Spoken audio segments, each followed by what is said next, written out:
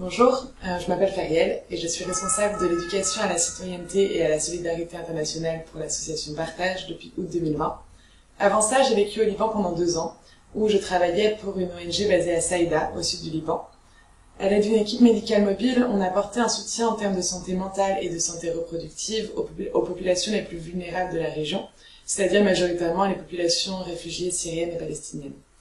Je suis très heureuse de faire cette interview pour Partage, mais évidemment, toutes les réponses que je peux apporter ne concernent que mon ressenti, et beaucoup de personnes au Liban répondraient probablement différemment.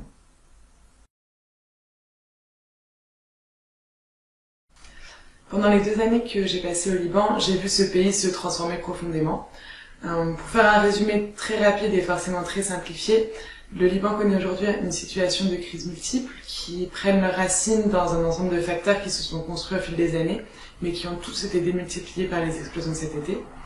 On a un contexte de crise sanitaire où, bien que les campagnes de vaccination aient débuté, l'épidémie de Covid-19 est très peu maîtrisée. Les infrastructures hospitalières ont été endommagées par les explosions. Il est extrêmement compliqué d'importer des médicaments et l'impact des explosions et de ce contexte de crise en termes de santé mentale est immense.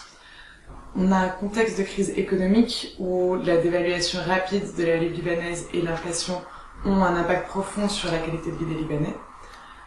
Un contexte de crise sécuritaire sur fond de tension avec Israël et un contexte de crise politique où cet ensemble de facteurs a renforcé l'opposition du peuple libanais au pouvoir en place, dénonçant la corruption et l'incompétence des élites dirigeantes et l'incapacité du système judiciaire à incriminer les responsables des explosions.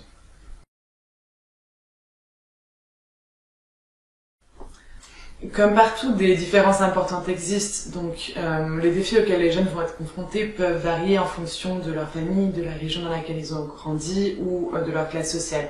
Mais de mon point de vue, je pense qu'un des défis les plus importants auxquels les jeunes au Liban sont confrontés, c'est le sentiment que les perspectives d'avenir sont bouchées. La crise économique paraît sans issue, il est extrêmement difficile de trouver un emploi. Pour ceux qui ont un emploi, la dévaluation de la livre libanaise et l'inflation rendent la situation économique très instable. En octobre 2019, le peuple s'est soulevé pour dénoncer l'incompétence et la corruption de la classe dirigeante, mais depuis, très peu a changé et leurs demandes ont été ignorées. Et les explosions de cet été ont renforcé ce sentiment que rien ne peut changer. Du coup, pour beaucoup de jeunes aujourd'hui, la seule solution paraît être l'exil.